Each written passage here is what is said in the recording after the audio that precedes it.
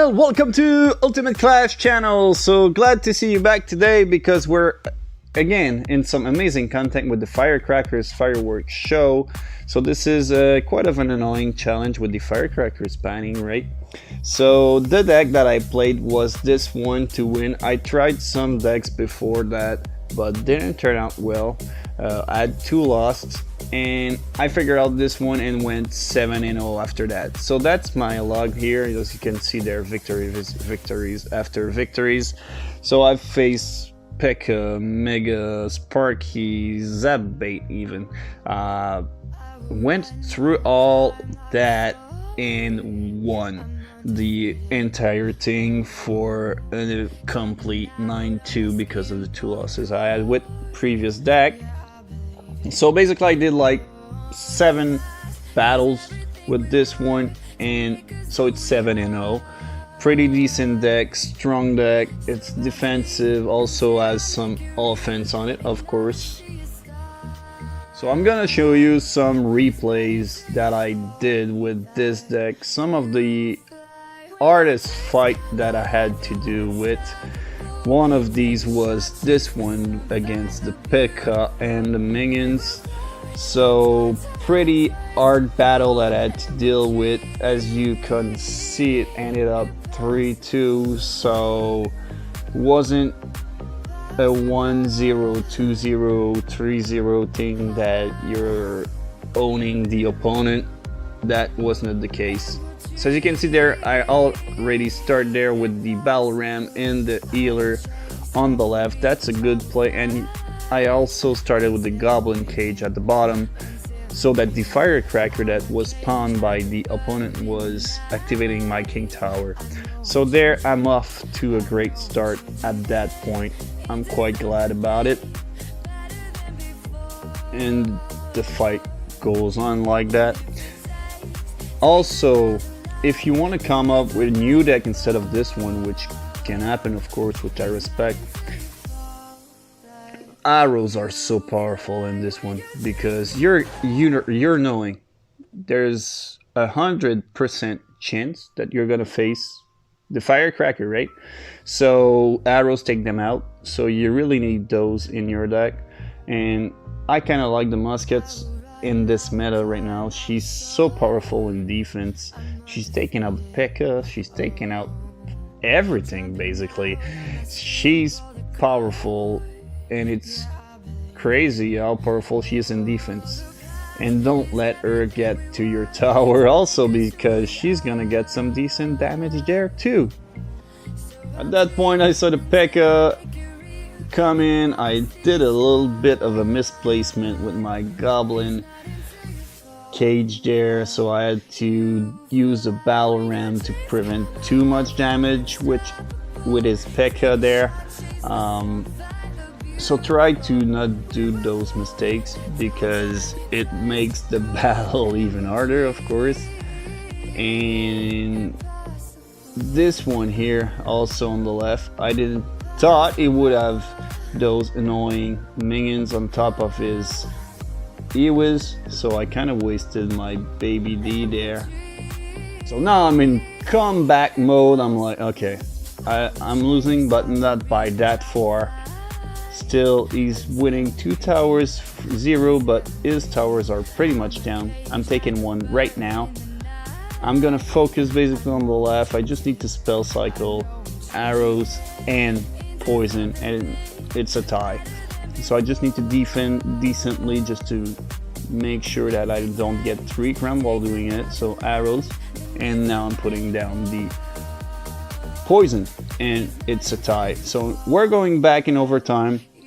He says well played, of course, because right now not only are we tied, but I'm a little bit in the lead with the damage on the last tower. So as you can see there, again, Musketeer to defend for his P.E.K.K.A, because Musket, if she's not targeted, she can deal a lot of damage. His P.E.K.K.A was by far not even close to my tower there. As you're gonna see, until the end of the fight, it's like that. There's one time basically near the end that he's gonna be able to bring his P.E.K.K.A a little bit more further to my tower. Only one time. So always use the goblin cage when you can, because it's a building, of course, so it's gonna be targeted down. And also, once that building dies, you know what it does, right? There's a goblin with really a lot of health in it, and he's quite a badass, right? He's doing some decent damage also, this guy. So that's a pretty defensive card. That's awesome. As you know, this game is pretty much defensive, right? So that's why this deck is so powerful in this game mode, because it's the perfect defense. Not the perfect offense, it's the perfect defense. As you can see there on the right, he's coming hard, but crushed by those firecrackers that's just spawned there. All his raid went down. So now I'm starting big push. He didn't miss his log with my ill spirit. Everything connects to the tower. He can't do any more because he doesn't have the elixir to stop me. And it's over. Of course, I give him the well played and the good luck, because he did a really good job there. So now, let's jump back into the last battle, which gave me that legendary card. I was so happy to get a legendary card. You know what card I got? A fisherman. I don't get it. It's like, come on, Clash Royale, you could have given me something a little better than that. So let's jump into this battle. So there I'm gonna start with the goblin cage again in defense, so that the firecracker is gonna activate my king tower. So that's the no-brainer play you want to do. So he's coming really hard right now on the right with his prince, with his loon. I was kind of surprised there, and it did show a lot of damage on my tower. Did a decent amount of damage on it. So I need to focus now. I know what he has in hand now, which I didn't knew at the beginning.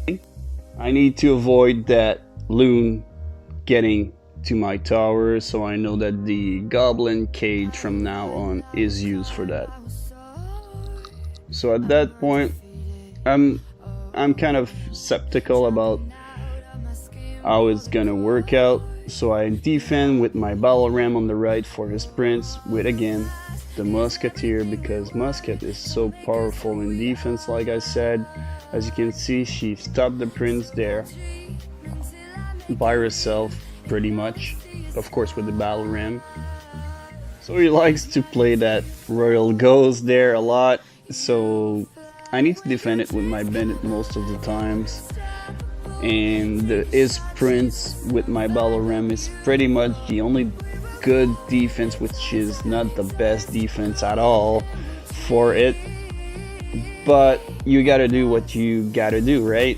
So I'm defending with what I have, and that's what I have. So I'm taking the tower there.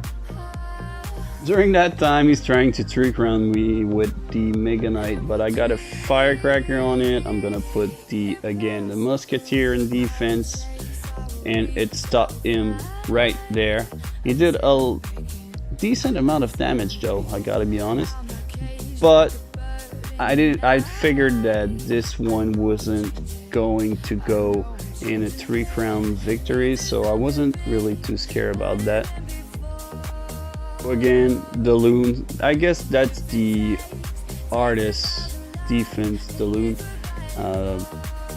If you're looking for a deck, maybe the one that I did beat, of course, this one is a good one. It's pretty annoying with the loon and the prince and the surprise Mega Knight that can happen also. It can be a really good deck, to be honest. On that note, I did win, but it's really a close one, so it could have gone either way. So here's the final push. So I'm putting everything on the right. Bandit, battle ram, everything's going down. I've got the firecrackers on the left to defend, and that's a 2-1 for me there. That's the power of this deck, guy. You want to try it out if you haven't succeeded or you haven't tried out so far this challenge. It's really powerful. It's undefeated so far. It's a decent deck. It's defensive. It's got some attack with the Bandit and Battle Ram. So that's the deck I'm showing you again. That's the one you need to use to win that challenge. And don't forget, guys, to leave a like, hit that subscribe button, and have a wonderful day. Bye bye.